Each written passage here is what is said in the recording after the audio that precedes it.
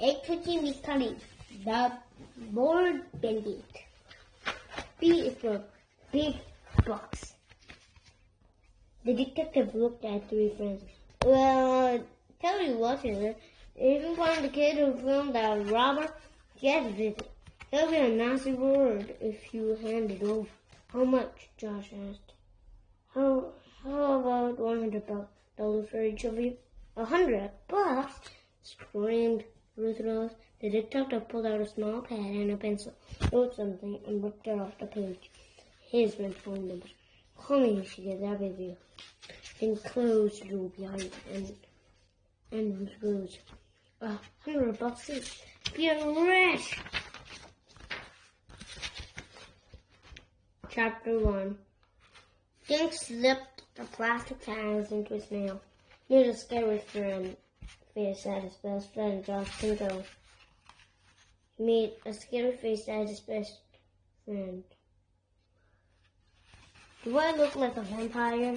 It was hard to talk without spinning, so Dink took the fangs out again. Dink's full name was not David Duncan, and nobody called him that. Except his mom, which was upset. Then she called him by all three names. Josh went, "No, you look like a skinny third grader wearing false teeth." I put on my rest on my costume, Dink said. Then I look like a vampire. Maybe you will. Josh was tearing a grand bastard into wrong strips. And maybe you won't. Dink's skinny pig little rest up fold among the green strips. Every now and then she let out a curious squeak. How would you be able to walk if you were wrapped around in all those strips? Dink asked Josh. Josh kept tearing. Swamp monsters don't walk, he said in a slithery voice. They glide. Okay, how are you able to glide wrapped in all those strips? Robert ran. When Dink opened the door, next door neighbor Ruth Rose was standing on the steps. Hi, Ruth Rose. Why are you running away? Halloween isn't until tomorrow. Ruth Rose was dressed in her usual black clothes, a pink shirt, pink pants, and pink sneakers. For her head, she wore a shiny black wig. She also had on a big eyebrow up and down. That's who I am. George stared at Ruth Rose. A hairy princess? No. Go to Mark's? She shook her head. Tell us, Ruth Rose, Dink said. Ruth Rose pretended to strum a guitar. I'm Elvis. That was my next guess. George said. Ruth Rose looked at his mouth of green strip. Where are you supposed to be? Just wrapped a strip around his waist. There's one monster face, said Ruth Rose. Yes, he said. Ruth Rose smiled sweetly. No quick sheet torn into strips. The doorbell rang again. This time Dink saw a tall man dressed in a suit and tie. He had dark curly hair and mustache and a dimpled chin. Hey there. My name is Detective Reddy. I was hired by the Green Los Angeles Act to find someone. Did you hear about the robbery? Josh and Ruth Rose came to the door and stood behind Dink. Dink nodded. I heard about it on TV. Are you looking for the robber? Josh asked. Detective Reddy shook his head. Right now I'm looking for someone who saw him. When the thief ran out of the bank, he took off his mask. Some kid was walking by with a video camera. He got the thief on tape. The bank hired me to find the kid so I can get the video. What does the kid look like? Ruth Rose asked. Detective Reddy stared at Elvis with someone in the bank said he has red hair and is tall and skinny. Sounds like you, Josh, said Dink. He laughed and pointed at George's red hair. It wasn't me, honest. I don't even have a video camera. No, the kid was a lot older than you, said the detective. Probably in high school. Patted his mustache. Do you guys know anyone like that? No, Dink said. But we do know Green Lawn pretty well. Maybe we can help you find them. The detective looked at three friends. Tell you what, he said. Check the high school tomorrow. If you find a kid who filmed the robber, get the video. There will be a nice reward if you hand it over. How much? Josh asked. How about $100 for each? $100? Screamed Ruth Rose. Then Josh and Detective Reddy covered their eyes. Ouch! Said Detective Reddy. That's quite a set of lungs you got there. How can we get in touch with you if we find a kid? Then asked. The detective pulled out a small pad and a pencil, wrote something and ripped out a page. Here's my phone number. Call me if you get that video. Then closed the door behind Detective Reddy, grinned at Josh and Ruth Rose. $100 each. We're rich! Chapter 2. Here's what the thing said. It was almost 3 o'clock the next afternoon. Think Josh and Ruth Rose were headed for the high school a few blocks away in Green Lawn Elementary. Josh recovered the back door. Ruth Rose your station in the bike rack, but keep an eye on the parking lot too. How can I watch the bike rack and the parking lot? Asked Ruth Rose.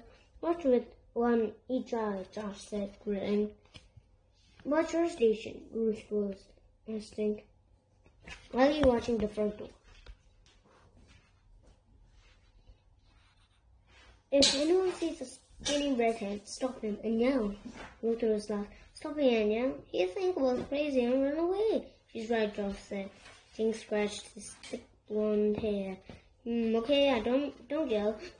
Just get his name and tell him we want some money. They cut through the park next to the high school. What money? Josh said. Well, the detective brother is going to pay us $100 for each to find a video. I figure out we can get the kids half the money, but only if him gives the video. At the high school, they split up. Josh ran around to the back of the school. Ruth Rose sat on the lawn next to the bike rack. Dink sat a bench on the view of the front door. Suddenly he heard a loud bell. 10 seconds later, the front door burst open. A million high school kids shoved through the door and scrambled down the front steps.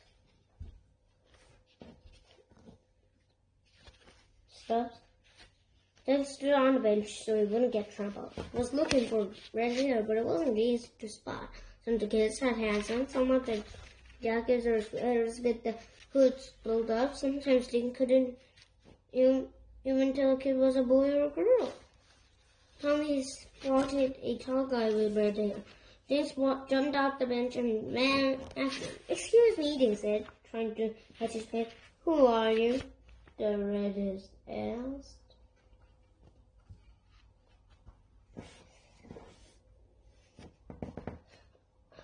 I'm Dink Duncan. Dink tried to remember his plan. You may have wanted money. The redhead stared down at Dink. Money? Me? Why? How much money? Were you near the bank where the robbery happened last week? Asked. The kids kept staring at Josh. Dink. Robbery? What robbery? You didn't hear about it? It was on the news on TV. Some guy robbed Green Lawn Savings Bank. So what's it to you? A kid with red hair got the robber on. There's going to be a reward. That's I wish I taped the guy, the redhead said, shaking his head. I couldn't use a reward. But I wasn't anywhere near the bank last week. Waved his head and head. Good luck. Dink looked around for another redhead, but everyone had disappeared. He walked towards the bike rack. Ruth Rose was sitting on the lawn, weaving grass blades together. Did you see any redheads? Dink asked, flopping down beside her. 3, Ruth Rose said. One was a short, fat boy. One was a girl. One was a teacher. Josh came running. Any luck? He asked. Nope, Dink said. What'd you do? I talked to 2 guys with red hair. One of them told me to take a hike. The other one was an exchange student from Ireland. He told me he doesn't even know where they go.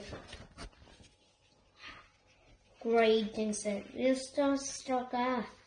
What do we do? Josh tossed a pine cone at the tree. Beats me. We should search the whole neighborhood, Ruth Rose said. How?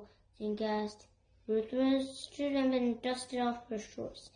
Easy. We'll just go for the door and ask. How can we do that without our parents finding out? Josh asked. Mine won't let me get envelope with some bank robber, that's for sure. Me neither.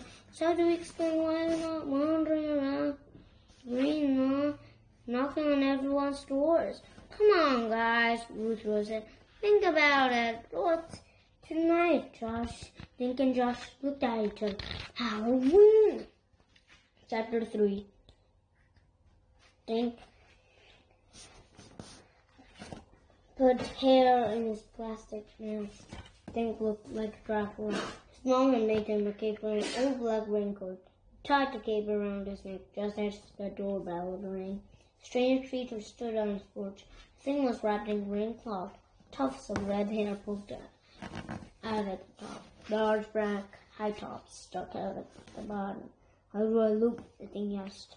Dink took out his fangs and grinned like some weird vegetable, half carrot and half asparagus. Josh shuffled inside the house. You look pretty good, Dink. I like the blood dripping down your chin. The bell dinged again. This time it was a miniature Elvis. Ruth Rose was wearing a white suit with sequins everywhere. She had even carried a little guitar. Her Elvis whip made her look like 3 inches tall. Ruth Rose strummed her guitar and wiggled her hips. Thank you very much, ladies and gentlemen, she said, taking a bow. Come on then, Elvis, Dink said. We have to talk about Operation Redhead before we go trick-or-treating. They sat at Dink's kitchen table. A basket of candies was waiting for the neighborhood kids. Here's my plan, Dink said. Every house you go to, we ask if anyone knows a skinny redhead kid. That's my plan, Ruth Rose said. Oh, Dink grinned. Oh, yeah, I forgot. One thing, Ruth Rose's black eyebrows were crooked. You have to keep our eyes peeled. Check out our politics trick or college, Dink said. Anyone with red hair, we asked them if they took a video of a bank robber. Ruth Rose went on. Check, Dink said. Any other ideas? Yeah, I got a great idea, Joe said. Let's stop talking and get moving. Dink wanted to walk into the kitchen. She screamed and clutched her chest.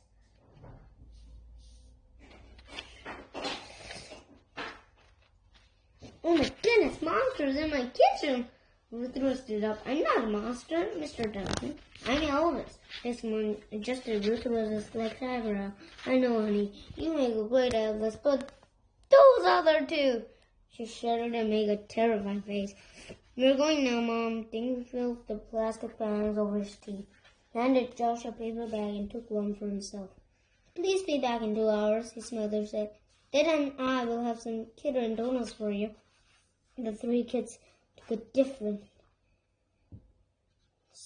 street. They agreed to meet back at Dink's house in about 2 hours. Dink headed down Woody Street. He looked at every tall kid in a costume checking for red hair, but most of the kids were shorter than him. He counted 17 ghosts, 20 little witches, 18 lady owls with floppy wings, and a zillion small furry animals. Dink rang Mr. Davis's doorbell. Trick or treat! Oh, hello, Dink, said Mr. Davis. He dropped a small bag of candy kisses into his bag. Have you seen any redheads kids tonight? Dink asked. Redheads? Mrs. Davis patted her right ear. No, afraid I don't know anyone besides your friend Josh. He's right there. Dink thanked Mr. Davis for the candy and walked next door to old Mr. Kramer's house. Mr. Kramer was a little deep. Do you know a skinny redhead? Asked Dink in a loud voice. Mr. Kramer turned one ear and leaned towards Dink. What's that you say? A teeny red bed? A skinny red head. A skinny red head. Dink yelled even louder. He wished he had Ruth Rose with him. She was the only one loud enough for Mr. Kramer to hear. Mr. Kramer dropped a nickel in Dink's bag and slammed the door. Dink sighed. He followed some ghosts to the house on Woody Street. A gorilla opened the door and rang the bell. He had a hairy chest and a huge mouth filled with yellow teeth. "Trick or treat," said Dink. The gorilla dropped a banana into Dink's bag. "Ever seen any tall redheads teenagers walking around?" Dink asked. The gorilla grunted and shook his head. "Thanks anyway," said Dink. 2 hours later, Dink, Josh, and Mr. Rose poured little candy onto Dink's dining room table. Dink took out his things. "Any luck?" he asked. Josh unwrapped his face. "I saw 4 redheads, 2 girls about 10 years old and 2 adults.